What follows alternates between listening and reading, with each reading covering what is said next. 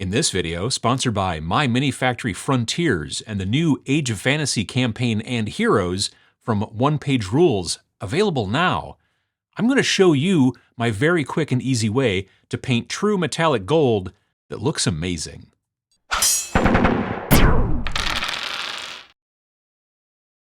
I paint metallics on my models quite a bit, and I've never been a fan of what they call non-metallic metals, or NMM, which is a technique where you use non-metallic paints to kind of paint your model to make it look like it's metallic, right? You'd use regular opaque paints and non-metallic paints to try to make it look like it's metallic, kind of like they do in the comic books. Whenever you see Colossus and he's supposed to look all shiny and stuff like that, but they're drawing him with non-metallic colors, all that kind of stuff is sort of what non-metallic metals is. And frankly, it seems like a lot of work.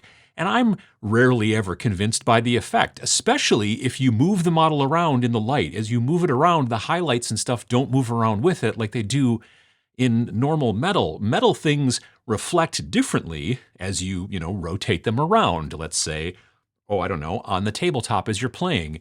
And non-metallic metal doesn't do that. Generally, I use a lot of silver metallics on the models that I paint, like sci-fi vehicles and robots and guns and stuff like that, but also, fantasy stuff like swords and plate mail and, whatnot. I use far less gold on the things that I paint for tabletop, as it's generally used for decoration, right? Like gold chains or crowns or other, fancy stuff, right? I don't usually paint fancy things, I'll be honest with you. I usually lean more towards gritty, grim models for the battlefield. That said, I've recently figured out my new favorite kind of recipe for doing quick and easy gold that you can use on your own models going forward. I started with this model, Haklo, the forthright veteran hero from the new Heroes of Tixal campaign for the Age of Fantasy from One Page Rules. It's available now via Frontiers from My Mini Factory, but more on that at the end of the video. He is a big, beefy saurian, lizard guy, right? With two huge weapons. I don't know exactly what they're called, but I do know that I wanted to paint them and all of his big chunky armor as well to be gold. Therefore, I primed him black, and then I did a pretty heavy zenithal of a color called Broodmother Purple, and then did some kind of quick highlight zenithals with a color called Alien Purple, both of them from the Army Painter Air Paints line.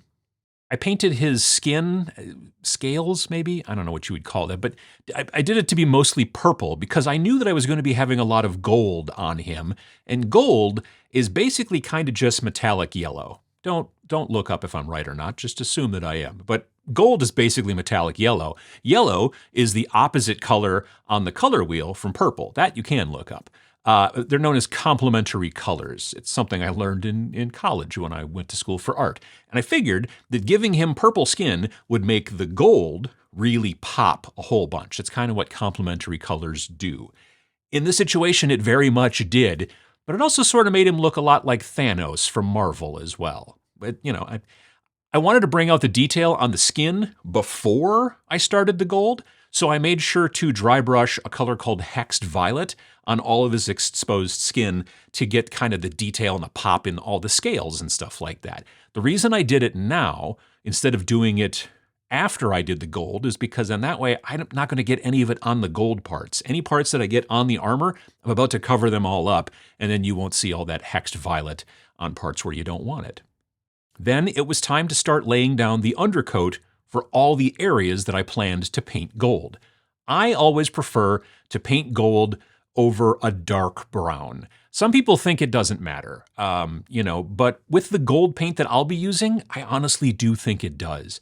Also, if I miss any spots in like the nooks and crannies of his armor and his weapons and all that kind of stuff, if I miss any of those spots with the gold, then the dark brown that I put down there first just kind of looks like a deep shadow, which tricks the eye. It doesn't look weird. If you had a light color underneath there and you missed it with the gold, you'd have this shadow that has white in it, which would look kind of weird, right? So first, I cover all of the parts that I want to be gold on this model with dark wood speed paint from the Army Painter. It's very, very, very fluid because it's a speed paint, and it flows into all the nooks and crannies that I keep talking about very, very easily. I moved pretty quickly and, covered all the parts that soon will be gold. Being a speed paint, it's very quick to use, right? But if you don't have that paint, you can use a different dark brown for this part. The dark wood speed paint dries pretty opaque. It's not completely opaque, but pretty opaque. And it's also a very good surface to paint over as well once it is dry. Try to stay pretty clean with what you're doing. Don't slop it all over the parts that you don't mean to paint gold. But, if you do get a little bit of it outside the lines, that'll be okay, probably. It'll just kind of, again, look a little bit more like some shadow. Or you can try to touch it up a little bit later. There's a lot of parts that are going to be gold on this guy, so I had a lot of area to cover. I just took it one part at a time and was pretty careful, but, it's not really all that hard. Once you've done one coat of the speed paint, that's all you really need to do. You don't have to do a second coat. Make sure it's completely dry. Maybe give it 20 minutes or so, with the 2.0 speed paints, if that's what you're using for your dark wood.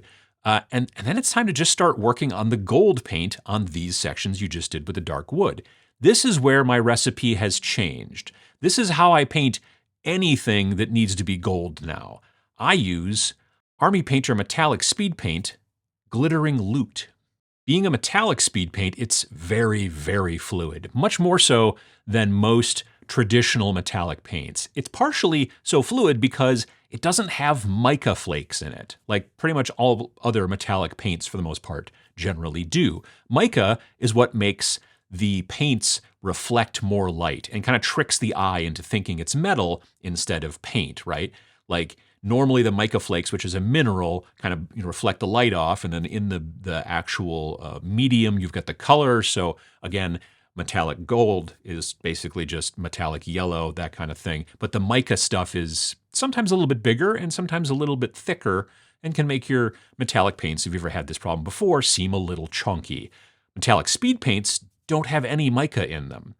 They have instead aluminum powder, which is actually a metal and not just some, mineral. Also, it's generally much finer ground than mica flakes, and that's part of what makes the paint so liquid and flowy.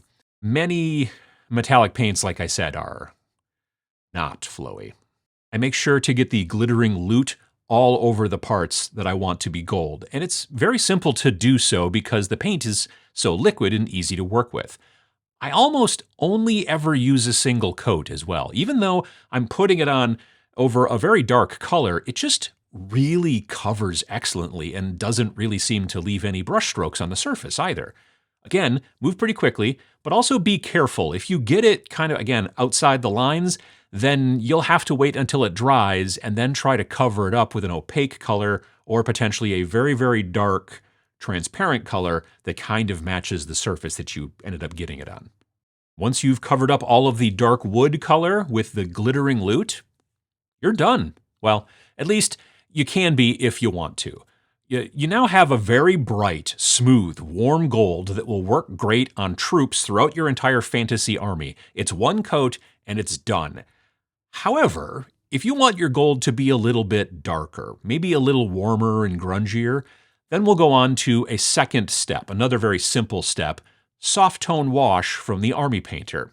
I basically just used a big brush and flooded this on all the gold parts here on our Saurian hero, but you could also change this up if you wanted to. You could put it just in the crevices of the details on the weapon if you wanted to, and keep it away from the flat areas. There's a lot of different things you could do. You could use a flesh wash if you want a much redder, kind of dark kind of color. There's a lot of different things you could do with washes over this glittering loot metallic speed paint. So give it a try maybe on some test models and see what you like. But for me, it's always soft tone over the top.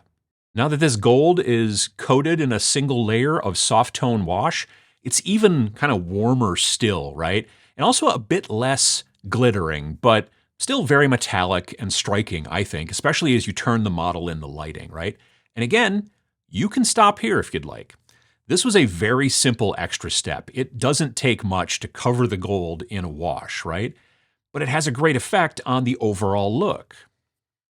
But Haklo is a great Saurian hero and probably deserves his gold to go a little bit further. If this was a regular troop, I know I'd stop here, but for a hero, we will continue.